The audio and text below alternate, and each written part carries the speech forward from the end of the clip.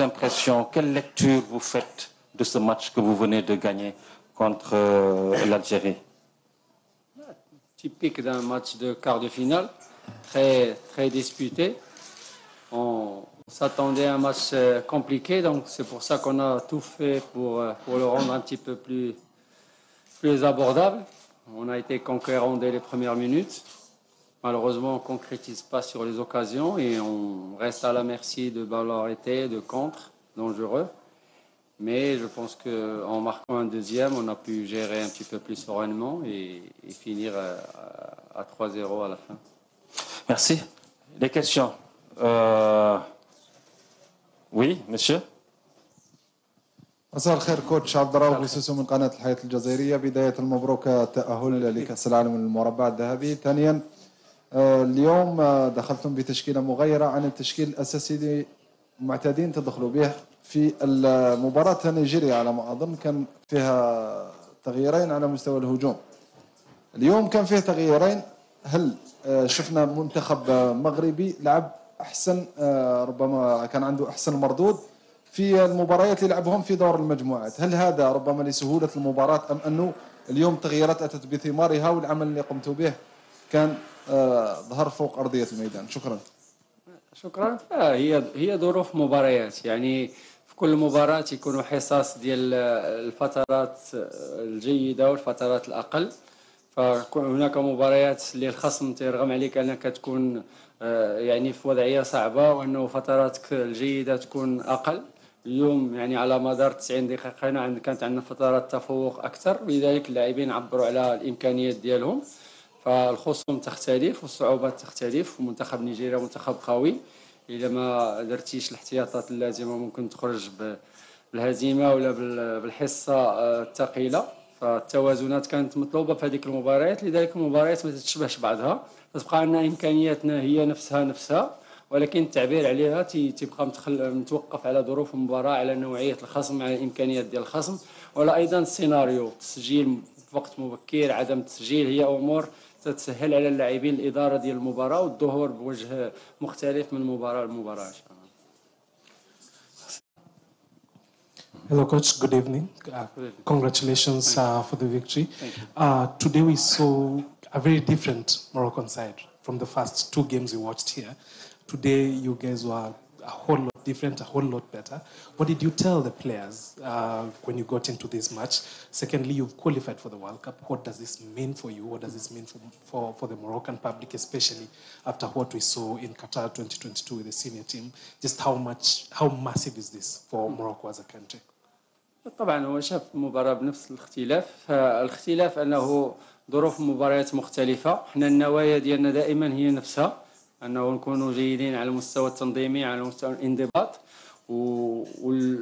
ولما يتيح لنا الخصم والظروف المباراة أننا نستحوذوا ونلعبوا بشكل جيد، وهناك أولويات في بعض المباريات. لذلك اليوم ربما التقدم بوقت مبكر نسبيا مكننا أنه نغلو الضغوطات ربما على الخصم ونلعبوا بأريحية أكثر. لذلك ظهرنا بالوجه الجيد في هذه المباراة. وهذا ما تيمنعش عنا مبارياتنا الثلاث في المجموعة مباريات تستحق الاحترام بأوجه مختلفة، بتوجهات مختلفة، لأن ظروف المجموعة كانت صعبة. كان عندنا مجموعة صعبة وما كناش مسموح لنا يعني بخطأ، خصوصا في المباراة الأولى والمباراة الثانية اللي كانوا حاسمين في عملية التأهل. طبعا الترشح لكأس العالم هو حلم يعني ديال اللاعبين هذا ديال صغار السن، وحنا يعني سعادتنا أكثر من أجلهم، يعني لأنه مرة أخرى تتاح لهم فرصة على أنهم يلعبوا بطولة كبرى، يلعبوا يعني كبيرة في مجال كرة القدم، وفي يعني في السيرورة ديال تكوينهم. هذا شيء مهم، يعني حتى حاجة ما تتعوض، ولا شيء يعوض مباراة من المستوى العالي كما شفنا يعني مباريات كأس إفريقيا، ولا شيء ممكن يعوض مباراة في كأس العالم. ولذلك يعني تواجدهم في المناسبة الكبيرة ديال كأس العالم في هذا السن ربما هو محضر للمستقبل. لما يتواجد مع المنتخب الأولمبي في ألعاب أولمبية، ديك هيبة المناسبات الكبيرة ربما تكون تكسرات، عقدة يعني المنتخبات الكبيرة تكون تكسرات، وأيضا المشاركة في كأس العالم الكبار أيضا تكون تكسرات. فطبعا هو تيسأل على الانجاز ديال كاس افريقيا، كاس العالم في قطر ودوره. اكيد لما المنتخب الاول ديالك تيحقق انجاز كبير فهو عامل محفز، يعني هي القاطره التي تتجر يعني كره القدم المغربيه. الجامعه الملكيه المغربيه بقياده السي فوزي القجاع تتقوم بعمل كبير تيشمل كل الفئات من الفريق الاول الى الفريق النسوي اقل 15 سنه. هناك عمل قاعدي كبير، والمغرب يعني تيجني الثمار. حنا في تحت 17 سنه ما مطالبينش بالنتائج، ولكن جات النتائج وهذا طوميو. ولكن حنا تنحضروا المنتخبات الاكبر، منتخب 20 سنه ومنتخب 23 سنه، ونحاولوا نغديو ما امكن يعني المنتخب الاول في المستقبل ان شاء الله. Merci. At the back.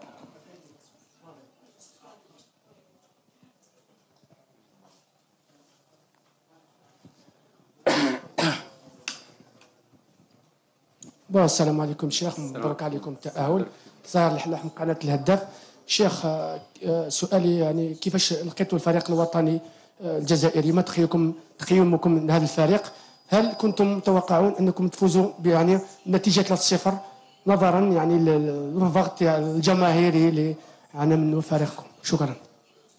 انا تنفضل نتكلم على الاداء ديال المنتخب ديالنا في المباراه وما قمنا به. الامكانيات الجيده اللي اظهرناها، استعداد، عمليه تدبير المباراه من طرف اللاعبين، والاستعداد الجيد ايضا خلال البطوله. التقييم ديال المنتخب الجزائري تيبقى من اختصاص الجهاز الفني والاداره الوطنيه الجزائريه.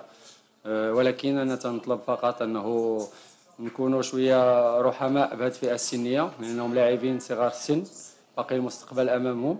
يعني هي هزيمه شويه صعيبه في هذه الظرفيه، ولكن خاص تتم حمايه هاد الاطفال هادو باش لان لو بوتونسيال كاين، انما ربما لا بيرفورمانس ما تتكونش في واحد المرحله سنيه. فخاص الانسان يتأنى وهو تيحاكم لاعبين في سن 15 و 16 سنه.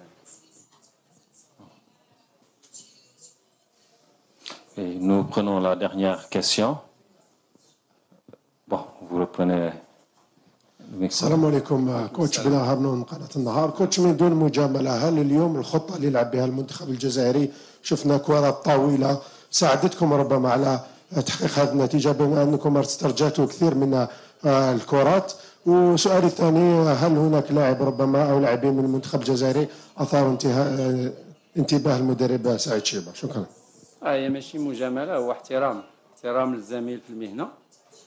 أنني ما نهضرش على الفريق ديالو، هو اللي مخول له انه يجاوب على ما جرى في المباراه وعلى تدبيره للمباراه.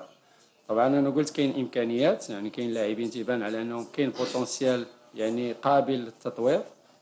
تيبان على انه اسلام يعني لاعب بوتونسيالمون ممكن يكون لاعب محترف في المستقبل. رقم 10 رقم 6 اللي ما لعبش اليوم. فكاين امكانيات، خص الاستمراريه في العمل وإن شاء الله يكون الخير إن شاء الله.